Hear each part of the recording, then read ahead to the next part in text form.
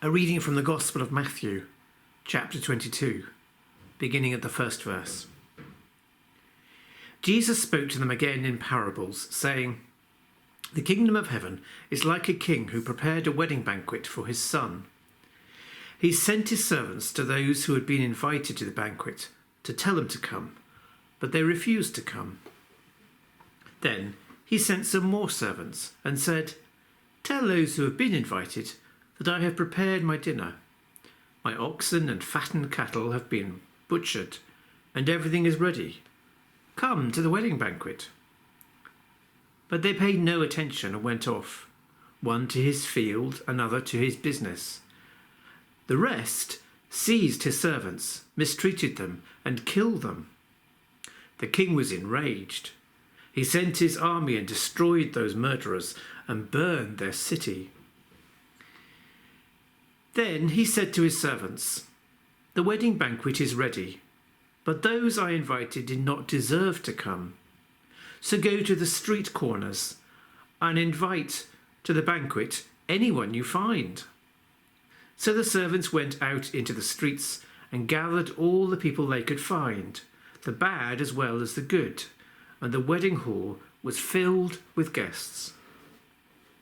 But when the king came in to see the guests, he noticed a man there who was not wearing wedding clothes. He asked, 'How did you get in here without wearing wedding clothes, friend?' The man was speechless. Then the king told the attendants, 'Tie him hand and foot and throw him outside into the darkness, where there will be weeping and gnashing of teeth. For many are invited, but few are chosen.'" Jesus' story of the wedding banquet might seem to be a little bit far-fetched.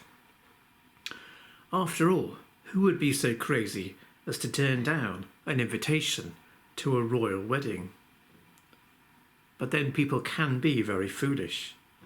And there is a streak in all of us that not only refuses the good, but can't even sometimes recognise it. God is continually calling us, as individuals and as a community, to a deeper and to a more authentic life. But alas, this precious invitation is a bit like the seed that fell among the thorns. It gets all choked up. And a little brief look at our own lives will show us some of the ways that this can happen. There's that letter or that message which I know I really ought to get down to, but I know also that I'm just not now in the mood for it. There's that person who's really not terribly well, is sick or is just feeling very down, who I know I ought to go and see. But right now I'm dying to catch up with that series on iPlayer that I've been watching. I know that I need to pray, but I just don't seem able to find time for it. I know that I should try to get to church on time, but something always seems to get in the way. I know that I should be more charitable towards him or her, but I just can't summon up the will or make the effort. I know that dishonesty is wrong, but I tell myself that everybody does it. What I do is minor compared to what others are up to.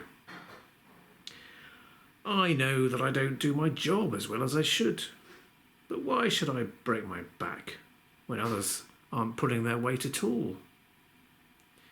I know that I drink a bit too much, but I'm under pressure a lot these days. I know I should spend more time with my children and my family, but I really do need that overtime money. Well, we could all go on and on. Each of us, if we put our minds to it, if we sat down and think about it, we could draw up a long list of things that we know that in our heart of hearts we really ought to do. Or perhaps indeed things that we ought not to do, but which we refuse to look at. and we have no shortage of excuses. They spring to our defence, rather like over-enthusiastic security guards. The excuses that kept the invited guests from attending the wedding feast weren't all bad. In fact, in most cases, they were perfectly good ones. One man wanted to attend to his land, another to his business, and so on. But you see, this is precisely what makes them so dangerous. We don't see them as posing a threat. The greatest danger facing us is not that we might abandon God and turn to evil, but rather we might just ignore his invitation. And to ignore God's invitation altogether is the worst kind of refusal. It implies indifference. And indifferent people are the hardest of all to convert. We are invited not merely as individuals, but as a community. It's the banquet of the new people of God, the Christian community. The invitation challenges us to give up our isolationism, our exclusivism, our self-sufficiency. To accept means to admit our need, our willingness to receive from others, to share with others, to associate with others, and to collaborate with others. The great news is that we don't have to earn our place at the banquet. Indeed, we can't. We are invited. And it seems so simple to come to an unearned banquet.